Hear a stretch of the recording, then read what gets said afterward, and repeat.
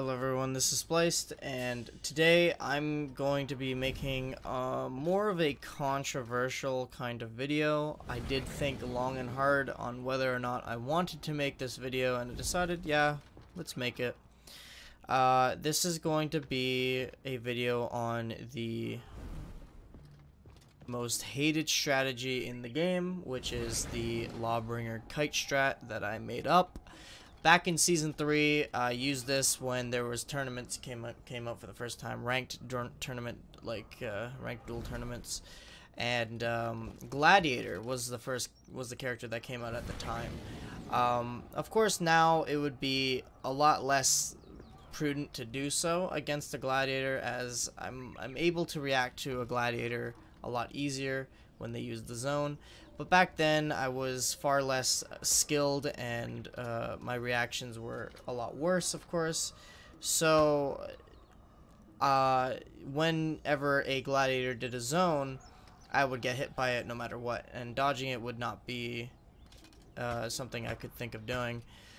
However, there was something that I did come up with to combat this Gladiator free zone damage that most players in ranked would do against you, and basically it's called the kite strat. And why is it that? Is because you're kiting the enemy around, and the way you do it is basically you turn your back to the enemy and you just run like this, and you zigzag back and forth and just keep your distance from the enemy. Now, of course, he's getting closer and closer, but not all people would do that. That is just the AI doing that. So basically, the idea of the strategy is you want to bait your opponent to do an attack that will either be parryable or make the recovery frames just large enough for you to impale them. So if you're running and then the Gladiator does like a heavy and he whiffs it, then you turn around and you smack him. You can either turn around and do a side heavy to try to make him think that it's going to be an impale, which will go for the parry, and then of course the heavy will land, or you turn around and then you impale him like that. Now, the reason why this works on the Gladiator really well is mostly because of its reflex guard. You can do it even if the Gladiator doesn't do an attack. So if you're like doing your kite strat and you turn around and you walk towards him, he will probably pull up his reflex to the left, and then it'll go down really fast. So if you can time that properly and just watch for when he turns it, you can impale him properly and get him to the wall. So the reason why this strat is really hated upon by a lot of people, and by hated on, I mean when I do it on my live streams, it's not very liked by many people. In fact, I had some content creator friends not really approve of it as well, but that's something entirely different. It's not important. The reason why it's not really liked is because that's not how you play the game, and I totally agree. I totally understand where it's coming from. This is not how the game is supposed to be played. This is how the game is supposed to be played. You locked on, and you do your dodges, and you do your shoves, and you do your things and whatnot. Here's the problem. The problem is that Lawbringer is at bottom tier right now, and he is a terrible character to fight in 1v1s. I am not saying that you should play Lawbringer and then do this in 1v1s. In fact, I recommend you don't do it, because it will cause problems for you and your opponent. It makes it a huge frustrating time, unless if you're playing ranked. Ranked is a whole different ball game and everything goes, but that's just something for another time. I would only recommend doing this in ranked and high level play if you want to play Lawbringer and you know the enemies you're going to go against.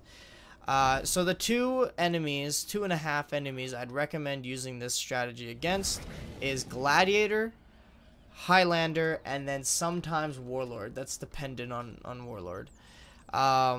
So say you're going against Warlord, Highlander, for example. What you're going to want to do is you're going to want to get him into offensive stance. When he gets into offensive stance and he holds it, he is completely open. However, you don't want to go for an impale then, because he can do a dodge and then kick you, and he has enough recovery frames to do that.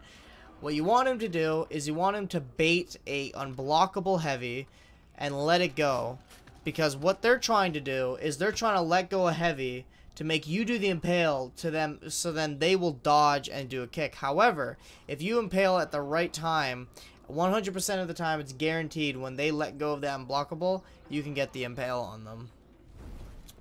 So there's that. And the other reason why I'm making this video is just for a little clarification on why I do it. So, as you guys may know, recently I tried to do ranked with Lawbringer only. This was just like a silly little goal I had, and of course it proven to be really difficult. I was going against Conquerors, Warlords, Wardens, and Highlanders. Those are like the 4 main characters I've been going against. And Lawbringer loses most of those matches. Not gonna lie, it's really difficult. It is really frustrating. And the chances of winning are next to none. I am fully agreeing with everyone who says that you should not play Lawbringer in ranked is right.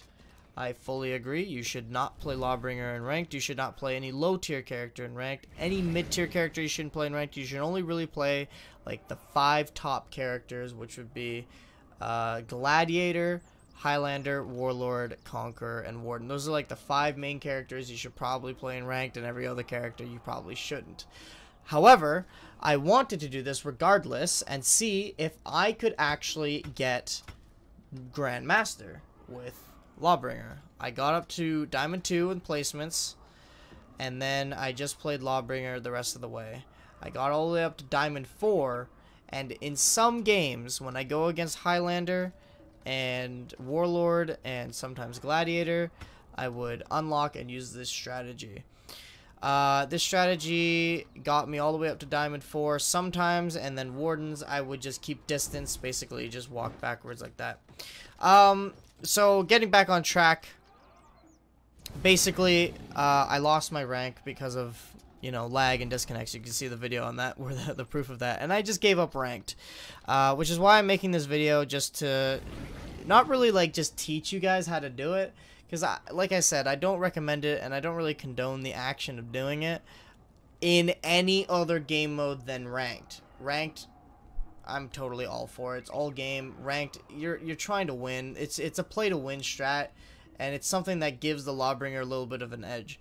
But it's also more, I'm making this video just for clarification. I don't know how long this video is going to go on for, by the way. I'm just blurting out words. I have no script. I'm just kind of just explaining myself. But getting back onto topic,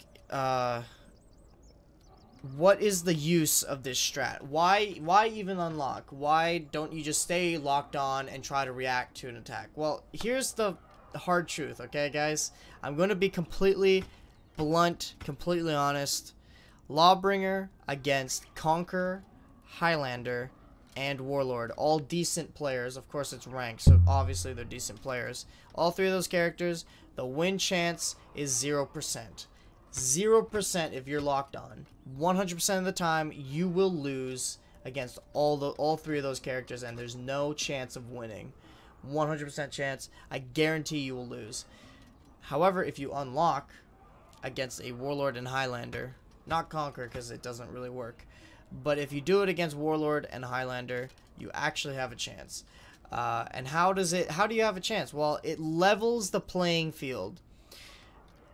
When you're going against Highlander and you're locked on, and he goes into offensive stance, he can do the 50-50 and mix you up constantly. However, if you're going in the unlocked and you're running around and cutting him like this, he can't mix you up with the kick and grab. If he tries to kick and grab, he will have too many recovery frames, and then you can turn around and impale him. Of course, it's not always 100% guaranteed that you'll do the impale. You have to know the timing of it. And I'm not really awake enough to know the timing. But basically, you impale them, get the 15 or 20 damage, whatever it is, get them on the wall, do the 30 damage, and then you shove them and do your mix-up, whatever you want to do there. But basically, that's the strategy. And by leveling the playing field against a Highlander like that, gives you the chance to beat him. Of course, you are still astronomically at a disadvantage.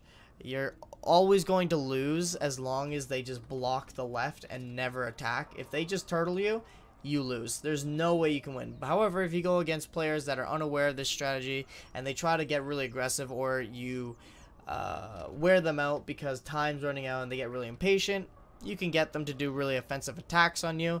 So the way you do it on Warlord, it doesn't really work because he'll just block the left all the time. But basically, the way you do it is you unlock and you lock back on and you shove him. And shoving, when a warlord dodges, he gets no punish. So it's like shoving a like centurion. They get no punish, and you just keep doing it over and over again. You might get a land, and when you shove them, then you can go for like a light or something, or maybe they'll dodge, and you have to unlock. There's so many advanced attacks, so many. The thought process ahead you have to do is crazy. But to recap, and just to clarify, I do not think that this is a good thing to do. It's not a healthy thing to do for the game in any other game mode but ranked. Ranked is always going to be a super toxic, gotta win strat mindset that everyone's going to have, only top tier characters. So, if you're going to use a lower tier character, you're going to have to rely on some crazy ass shit to win. And this is something that I had since Season 3. As soon as I couldn't do ranked in Season 3, I dropped this strat, didn't do it. I stopped it immediately and just went back to regular duels. I do not do this in Dominion, don't do it in regular duels. I don't think it's a really healthy thing for the game, and I'm not trying to teach you guys how to do it. I'm just telling you guys, if you go into ranked with Lawbringer, this is the slightly viable thing to do. I'm just making this video to clear up the air and confusion of people that came into the stream and saw me do this and thought I was the most toxic player on the planet and needed to be purged and burned like a witch or something. I don't even know. But, yeah. There you go, guys.